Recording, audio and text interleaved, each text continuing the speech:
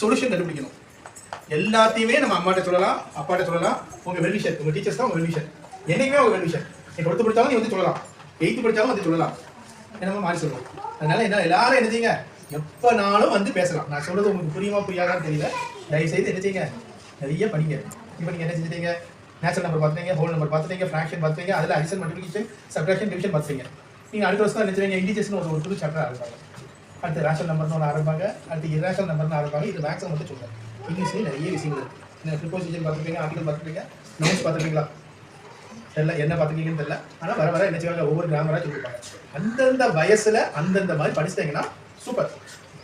திரும்ப சொன்னேன், இதுவரை நான் சரியா படிச்சிருக்கேன், இதுவரை நான் சரியா படிக்கல, அதெல்லாம் ஒன்றுமே பிரச்சனை இல்லை. 6th இருந்து நீ புரிஞ்சு படிச்சுக்கோ. முதல்ல நம்ம பயப்படுவோம்.